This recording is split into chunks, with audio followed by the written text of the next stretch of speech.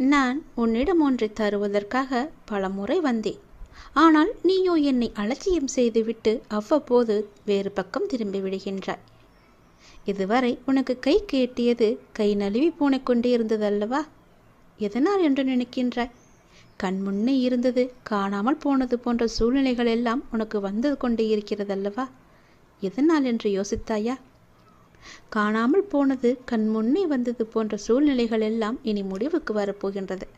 அதனால்தான் இந்த முறை உன்னிடம் இதை கொடுத்தே ஆக வேண்டும் என்ற முடிவோடு நான் வந்திருக்கிறேன். நிச்சயம் நல்ல முடிவு உனக்கு கிடைக்கும். உன் வாழ்வில் ஒரு புதிய மாற்றம் வரும். எது உனக்கு ராசி இல்லாத நாள், ராசி இல்லாத தினம் என்று நினைத்து கொண்டிருக்கின்றாயோ அதை இப்போது ராசியான தினமாக மாற்றப் போகின்றேன்.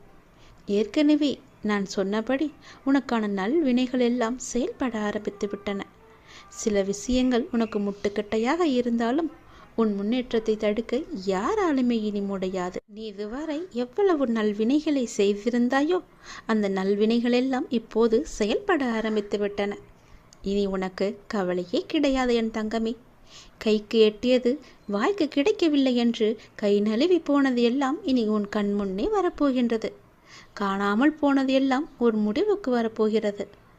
உன் வாழ்வில் ஒரு புதிய மாற்றம் நிச்சயமாகவே வரும். பயப்படாதே, கலங்காதே. முட்டுக்கட்டையாக இருந்தவைகள் எல்லாவற்றையுமே அந்த நல்வினைகள் உடைத்து எறிய போகிறது. உன்னுடைய முன்னேற்றத்தை தடுக்க இங்கு யாருமே கிடையாது. அதை நீ மனதில் வைத்துக்கொள். உன்னுடைய பரபரப்பான வாழ்வின் நடுவே அவ்வப்போது சில நிமிடம் தியானங்கள் செய்வது உனக்கு தேவையான ஒன்று. புரிகிறதா? உனக்கு அலட்சியம் வேண்டாம். நீ உன் கவலைகளை என்னிடம் தெரிவித்தாய். ஆனால் நான் உன் கவலைகளை பற்றி உன்னிடம் பேசுவதை விட அதை நீ கடந்து போகும் ஆக்கப்பூர்வமான வழிகளை பற்றி பேசுவதையே நான் விரும்புகின்றேன். உன்னுடைய அனைத்து கவலைகளும் எனக்கு தெரியும். எல்லாவற்றையும் அறிந்தவன் நான். இந்த உலகில் எல்லாம் சரியானது போல் தோன்றும் போது நீ வேகம் எடுப்பாய். அது உன்னை இடறி விழச் செய்யும். ஆனால் நிதானமும் நீ செய்த தானமும் தான் உன்னை தாங்கிக் கொண்டிருக்கும். கவலைப்படாதே, அது உனக்கு மிக சக்தியாகவே இருக்கும். நிதானத்தில் இருக்கும்போது முடிவெடுக்க வேண்டும். நிதானம் தவறும்போது நீ தியானம் செய்ய வேண்டும்.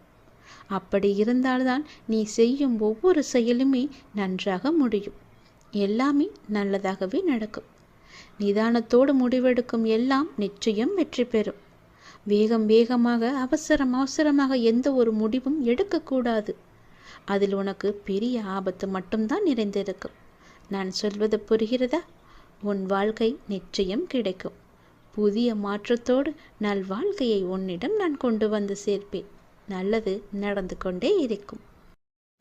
உன்னை விட்டு சென்றதெல்லாம் உன் கை வந்து சேரும் இந்த நல்லாளில். எப்படி தெரியுமா? நீ மகிழ்ச்சியாக இருக்கப் போகின்றாய். எப்படி தெரியுமா?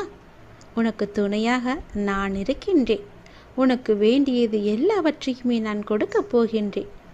உன் கை நழுவி போனது எல்லாம் இன்று உன்னை வந்து சேரப்போகின்றது. காலை எழுந்ததுமே என்ன வாக்கு எனக்காக கடவுள் சொல்ல வந்திருக்கிறார் என்று பார்க்க வேண்டும். ஏனென்றால் உன்னுடைய மனம் எதையோ பறிகொடுத்தது போல இருக்கின்றதல்லவா? உன் மனதில் சில கவலைகளுடன் நேற்று உறங்கி போனாய். அதை கண்டு நல்ல செய்தியை சொல்வதற்காக நான் இப்போது ஓடி வந்திருக்கின்றேன். ஒவ்வொரு காலகட்டத்திற்கும் என்ன நடக்க வேண்டுமோ அதுதான் நடந்திருக்கின்றது. ஆனால் இது நிரந்தரமல்ல. இதுவும் மாறும். உன் மனதில் உள்ள அந்த சுமைகளை இறக்கி வைத்துவிட்டு அடுத்த நொடி உன்னுடையதாக இருப்பதற்கு அதை எப்படி நீ சிறப்பாக ஆக்கப் போகின்றாய் என்பதில் கவனத்தை செலுத்து. நான் உன்னோடு இருக்கின்றேன். அடுத்த நொடியை மகிழ்வுடையதாக மாற்றி காமிக்கப் போகின்றேன். உன் வாழ்க்கை என்னுடைய கையில் இருக்கிறது. உன்னை விட்டு போனதை பற்றி நீ கவலைப்பட்டு கொண்டிருந்தாய் அல்லவா? இனி அதற்கு கவலையே பட வேண்டிய அவசியமே இல்லை. உன்னை விட்டு சென்றதெல்லாம் உன் கை வந்து சேரும் நன்னாளாக இந்த நாள் மாறப்போகிறது. நீ மகிழ்ச்சியாக இருந்தாலும் அவ்வப்போது உன் மனதில் ஏதோ ஒரு பயம் ஓடிக்கொண்டே இருக்கின்றது. ஆனால் அது தேவையற்ற பயம். உன் வாழ்க்கையில் நல்ல மாற்றங்கள் ஒவ்வொன்றாக இனி நடக்க ஆரம்பமாகிவிட்டது. பயம் உனக்கு எதிர்மறை எண்ணங்களை மட்டும்தான் தரும். அந்த பயத்தை நீ தூக்கி எறிந்து விட்டால் உன் மனதில் நல்லதை மட்டுமே நினைத்து கொண்டிருந்தால் நேர்மறை வந்து குடி வந்துவிடும். உன்னுடைய மனதில் நேர்மறை வந்துவிட்டால் அந்த இடத்தில் எதிர்மறைக்கு என்ன வேலை? உன் செயல்பாட்டை தடுக்கும் எதிர்மறையை உடனே அழித்துவிடு. உன்னுடைய பயத்தை முழுவதுமாகவே விட்டுவிடு. நல்லதை மட்டும்தான் நினைக்க வேண்டியது உன்னுடைய வேலை. உனக்கு பல வழிகளின் நன்மைகளை கொண்டு வந்து சேர்ப்பது என்னுடைய கடமை. உன் வாழ்க்கை நிச்சயம் மாறும். நீ வாழ்வை எப்போதும் குறை சொல்லாமல் நீ ஏற்றுக்கொள்ள வேண்டும். வினையை எப்போது நீ புரிந்து கொண்டாயோ அப்போதே உன்னுடைய வாழ்வில் பல மாறுதல்கள் நடக்க ஆரம்பித்து விட்டன. நீ விரும்பியபடி நடந்தால்தான் மகிழ்ச்சி இருக்கும் என்று நினைத்தாய். ஆனால் இப்போது உனக்கு அமைந்த வாழ்விலேயே நீ அனைத்து மகிழ்ச்சிகளையும் காணப்போகின்றாய். இடமாற்றம், வேலை மாற்றம் என நீ எதிர்பார்த்த பல மாற்றங்கள் நிகழப்போகிறது. நீண்ட நாட்களாக நீ கேட்ட ஒரு வேண்டுதலும் இந்த மாதத்தில் நிச்சயம் நிறைவேறும். நீ மகிழ்ச்சியாகவே இரு. உன் கைகூடி வரப்போகிறது உன்னுடைய ஆசைப்பட்ட வாழ்க்கை. அதை ஏற்றுக்கொண்டால் நல்லது உன் வாழ்வில் நடந்து கொண்டே இருக்கும். விதி என்று நீ எதையும் லேசாக விட்டுவிடக்கூடாது. இறைவனிடம் தொடர்ந்து நீ வேண்டிக் கொண்டே இரு. விதிக்கும் விதி விலக்கு என்று ஒன்று இருக்கிறது. அது இறைவனிடம் மட்டுமே இருக்கின்றது. இறைவனின் திருவடி பட்டதுமே உன்னுடைய தலையெழுத்து நிச்சயம் மாறும். இறைவனின் திருவடியை நீ விட்டு விடாதே. விதியையும் முறியடிக்கும் வல்லமை இறைவனின் திருவடிக்கு உண்டு. அதனால் அப்பா உனக்கு சொல்வது, செய்வது, நடப்பது, நடத்துவது என எல்லாமே உன்னுடைய நன்மைக்காக மட்டும்தான் என்பதை நீ மறந்து விடாதே. உன்னுடைய சில முயற்சிகள் கைகூடாமல் போனதற்கு கூட காரணம் நீ விதிதான் என்று எண்ணிக்கொண்டிருக்கின்றாய். அது தவறு. நீ உன் முயற்சியிலிருந்து பின்வாங்கிவிட்டாய். சிறிது தயக்கம் காட்டிவிட்டாய். அதனால்தான் முயற்சியிலிருந்து பின்வாங்காதே. எல்லா அனுபவ பாடங்களையும் கற்று நீ ஒரு பெரிய குறிக்கோளை மிக எளிதில் நிச்சயம் அடைவாய். நீ என்னுடைய திருப்பாதங்களை பற்றிக்கொள். உன் தலையெழுத்து இதுதான் என்று விட்டுவிடாதே. உன் தலையெழுத்து மாற்றும் பொறுப்பு என்னுடைய பாதத்திற்கு உண்டு என்பது உனக்கு தெரியாதா? அனுபவங்கள் தரும் பாடங்களை நீ மறக்கக்கூடாது. வரும் நாட்கள் உனக்கு மிகவும் மகிழ்ச்சிகரமான நாட்களாக இருக்கும். எப்போதும் நீ கோபம் கொள்ளாதே. உன்னுடைய கோபமே உனக்கு பெரிய இடைஞ்சலாக இருக்கிறது, தடையாக இருக்கிறது. அந்த நீ கோபத்தை எடுத்துவிட்டால் போதும். நீ கேட்ட அனைத்துமே உனக்கு நிச்சயம் கிடைக்கும். என் பேச்சை நீ கேட்கும் வரை உனக்கு எல்லாம் நல்லதே நடக்கும். நீ நல்ல பிள்ளையாகத்தான் இருக்கப் போகின்றாய். நல்ல பிள்ளையாகத்தான் இருந்து கொண்டும் இருக்கின்றாய். நல்ல பிள்ளையாகவே இப்போது நீ முயற்சி செய்து பார். எப்போது நீ முயல்கின்றாயோ அப்படியே அப்போதே அந்த நொடியே இரு நன்மைகள் உன்னை தொடர்ந்து கொண்டே வரும். நல்லதொரு மாற்றம் நிரந்தரமாகவே உன் வாழ்வில் வரும். பல நல்ல நல்ல செய்திகள் எல்லாம் உன்னை உன் செவி வந்து சேரும். அந்த நல்லதொரு மாற்றத்தை நீ எதிர்பார்த்ததை விட பல மடங்கு உன் கையில் வந்து கிடைக்கும். பல மடங்கு நன்மையும் சந்தோஷத்தையும் அள்ளித்தரப்போகிறது. அல்ல குறையாத சந்தோஷத்தை நீ அனுபவிக்கப் போகின்றாய். இது உன் அப்பாவின் வாக்கு. எப்பொழுதுமே நன்மையை மட்டும் செய்யும் உனக்கு நல்லது மட்டும்தான் நடக்கும். இருந்தாலும் ஏதோ ஒரு சில பயத்தால் விதியின் மீது நீ பழி போட்டு கொண்டிருக்கின்றாய். அந்த விதியை முறியடிக்கும் வல்லமை எனக்கு இருக்கிறது என்று நீ எப்போது நம்புகின்றாயோ அப்போதே உன் வாழ்வில் வெற்றி என்ற தீபத்தை நான் ஏற்றி விடுவேன். விதியை நீ முறியடித்து காமிக்க வேண்டும். விதியை முறியடிக்கும் வல்லமை என் திருவடி இருக்கிறது. என் திருவடியை நீ பற்றிக்கொள், இறுக பிடித்துக்கொள். உன் விதியை உன்னால் நிச்சயம் முறியடித்து காமிக்க முடியும். இது உன் அப்பாவின் மீது சத்தியம். நீ முயற்சி செய். உன் வாழ்க்கை மாறும். புதிய மாற்றங்கள் வரும். நல்லதொரு வாழ்க்கை உன் கையில் கிடைக்கும். நீ ஆசைப்பட்ட மாதிரியே உன் வாழ்க்கையை நீ சந்தோஷமாக வாழலாம். யாரையும் மகிழ்ச்சியாக வைக்க நீங்கள் முயல வேண்டாம். அவரவர்க்கு எது மகிழ்ச்சியோ அதில் அவர்களை அறிந்துணர்ந்தவன் வைத்திருக்கிறான் என்பதே மெய். அது உங்கள் பட்டியலில் உள்ள மகிழ்ச்சியோடு பொருந்தவில்லை என்பதால் அவர்கள் மகிழ்ச்சியாக இல்லை என்று அர்த்தமாகாது. ஏனென்றால் அவரவர் மகிழ்ச்சி எது என்று உங்களுக்கு தெரியாது என்பதுதான் இது உண்மை. உதாரணமாக, தன் பரிதாபத்துக்கு உரியவன் என்றுதானே நினைத்து அதை வெளிக்காட்டி என்னை பார்த்து பரிதாபப்படுங்கள் என்ற ஏக்கத்தோடு இருப்பவர்க்கு அவர்களை பார்த்து பரிதாபப்படுவதுதான் அவர்களுக்கான ஏக்கம் தீர்க்கும் மகிழ்ச்சி. சிலரோ தான் பரிதாபமாக இருந்தால் கூட அதை வெளிக்காட்டி கொள்ளும் விதத்தில்தான் அதை கடந்து மகிழ்ச்சியாக இருப்பதாக நினைப்பதுதான் மகிழ்ச்சி. எதிலும் குறை கண்டுபிடிப்பதில் திறமையாக இருப்பவர்களுக்கு ஏதாவது ஒரு குறை இருந்தால்தான் மகிழ்ச்சி. தனக்கு குறையே இல்லை என்றாலும் கூட நாடகத்தில் சினிமாவில் வரும் குறையை எண்ணி புலம்பி அந்த புலம்பலை ஏற்றுக்கொள்பவர்கள் இருந்தால் அதுவும் மகிழ்ச்சி. இப்போது கஷ்டம் இல்லாவிட்டாலும் இறந்த காலத்தில் கடந்த கஷ்டங்களை நினைத்து வருத்தப்படுவது அவரவர்களுக்கு ஓர் மகிழ்ச்சி. வருமா நடக்குமா என்று தெரியாத ஒன்றை குறித்தே சிந்தித்து இப்போது இருக்கும் நிம்மதியை கெடுத்து கொள்வதில் சிலருக்கு மகிழ்ச்சி.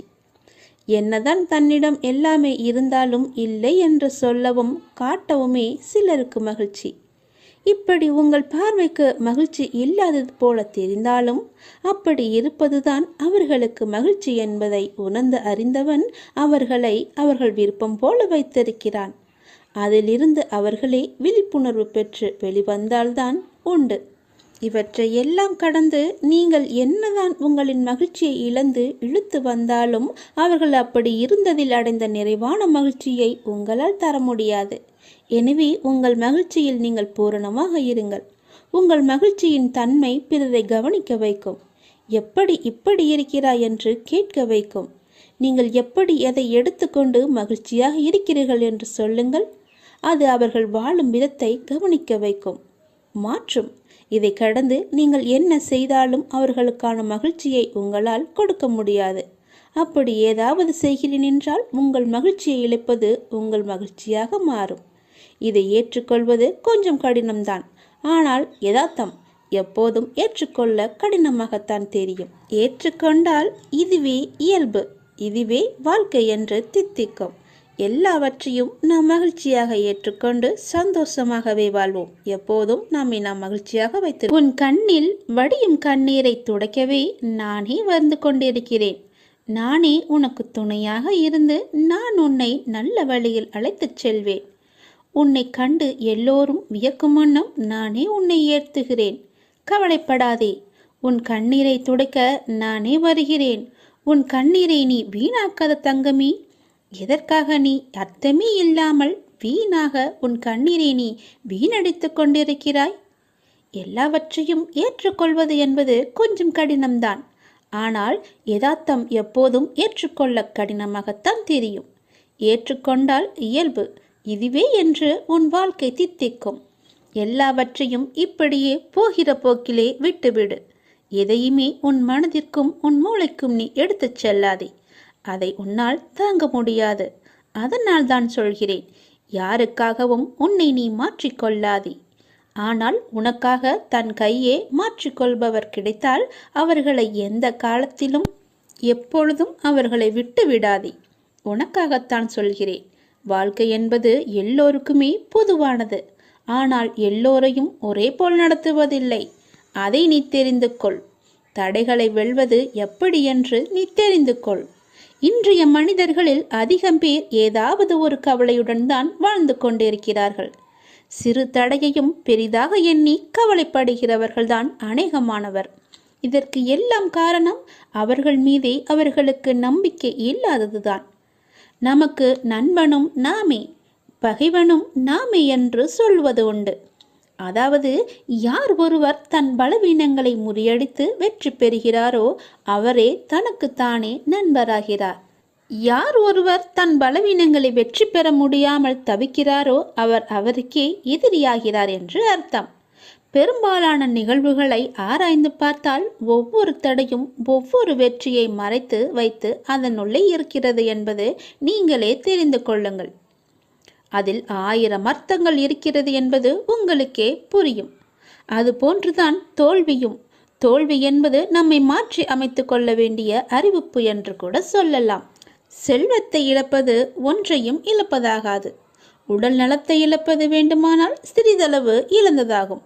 ஆனால் நம்பிக்கை இழப்பது எல்லாவற்றையுமே இழந்ததற்கு சமம் என்று சொல்வார்கள். தடைகளை வெல்வது எப்படி? அப்படித்தானே நீங்கள் கேட்கிறீர்கள். இதை நமக்கு எறும்புகள் கற்றுத் தருகின்றன. நன்றாக ஆராய்ந்து பார்த்தால் உங்களுக்கே அது தெரிய வரும். ஒரு எறும்பு தன் வாயில் நீளமான உணவுப் பொருளை சுமந்து கொண்டு சென்றது. தரைவழியே சென்று கொண்டிருந்த அந்த எறும்பு ஒரு வெடிப்பை பார்த்துவிட்டு திடீரென்று நின்று விட்டது. மேலே செல்ல முடியாமல் தவித்தது.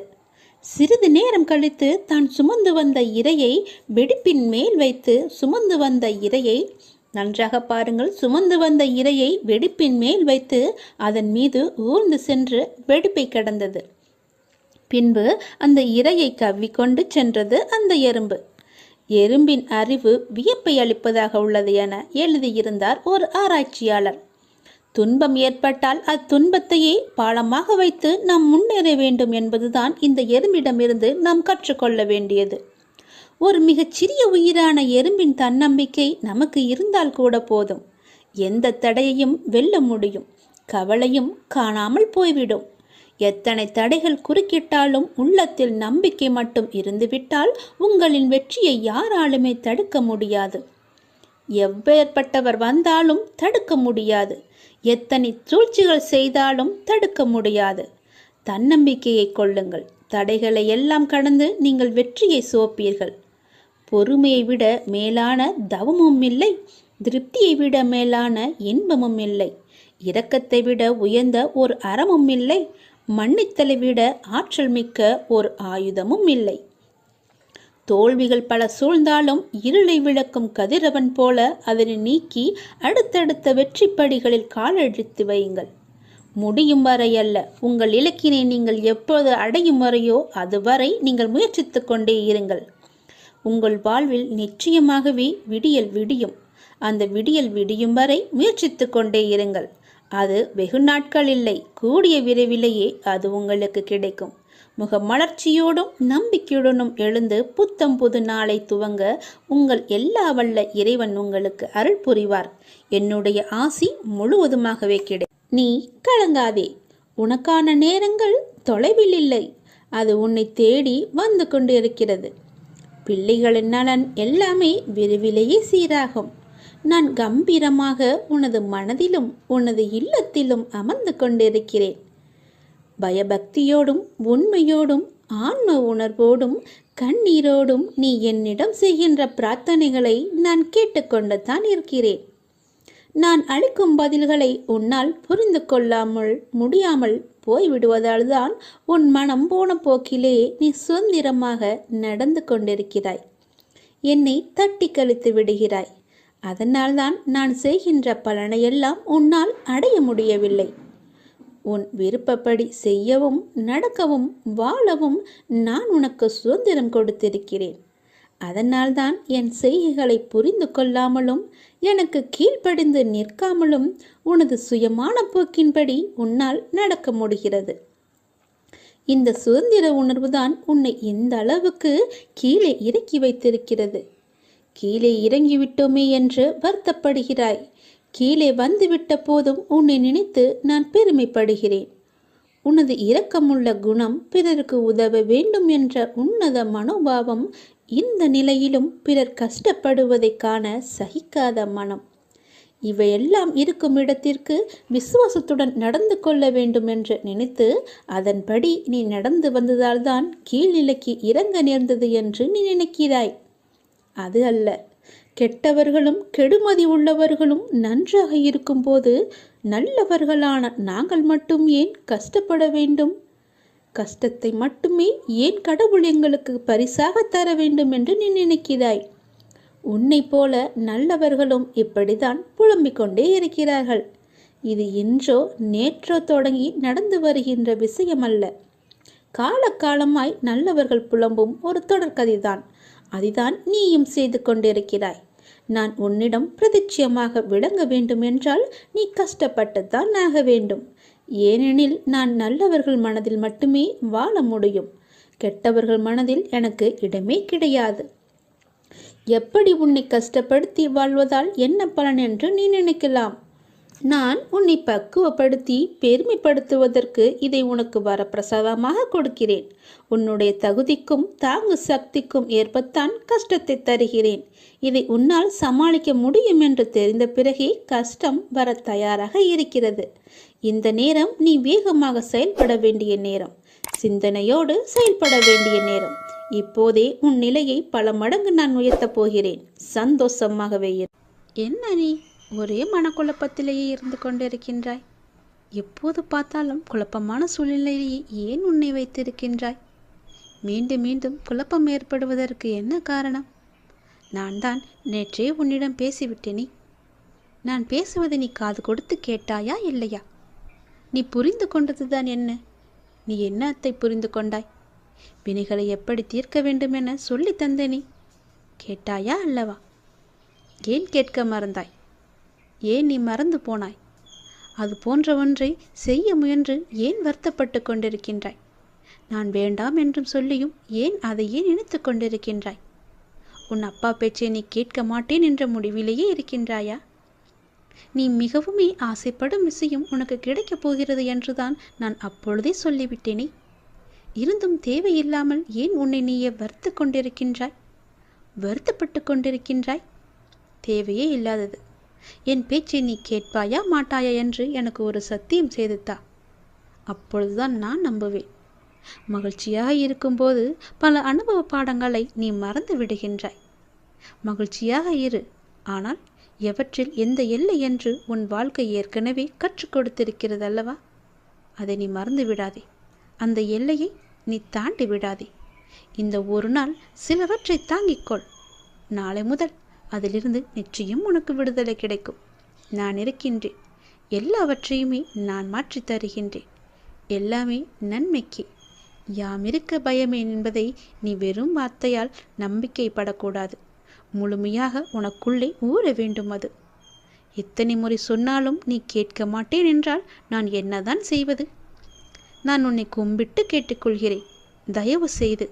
தயவு செய்து உன் அப்பா சொல்வதை கொஞ்சம் காது கொடுத்து கேட்டு அதன்படி நீ நடந்து கொள். உன்னுடைய மனக்குழப்பம் எல்லாம் தீரும். நான் ஏதாவது ஒரு விதத்தில் தினமும் உனக்கு சொல்லி கொண்டுதான் இருக்கிறேன். பல நல்லதுகளை இன்று நீ என்ன செய்ய வேண்டும், எது செய்யக்கூடாது என்று அவ்வப்போது உனக்கு உணர்த்தி கொண்டுதான் இருக்கின்றேன். நீ கேட்காமல் போனால் நான் என்ன செய்ய? மகிழ்ச்சியாக இரு. அதற்கு தானே நான் எல்லாவற்றையும் செய்து கொண்டிருக்கின்றேன். தேவையில்லாத விஷயங்களை எல்லாம் உன் மனதில் போட்டு நீ குழப்பிக்கொள்ளாதே என்று அடிக்கடி சொல்கிறேன். நேற்று சொன்னது போலவே இன்றும் சொல்கிறேன். தேவையற்றதை போய் நீ மாட்டிக்கொள்ளாதே. வீணாக எதையும் பேசி சிக்கிக்கொள்ளாதே. வினைகளை எப்படி தீர்க்க வேண்டும் என சொல்லி தந்தும் நீ அதிலேயே மாட்டிக்கொண்டிருப்பேன் என்றால் நான் என்ன செய்ய? தயவு செய்து கேட்கிறேன். நான் சொல்வதை கேள். நீ விரும்பும் ஆசைப்படும் ஒன்று உன்னிடம் நிச்சயம் வரும். அது உனக்கு கிடைக்கப் போகிறது. அந்த நேரத்தில் இப்படி செய்தால் நான் என்ன செய்ய முடியும்? உன் வாழ்க்கை நன்றாக இருக்கும். கவலைப்படாதே.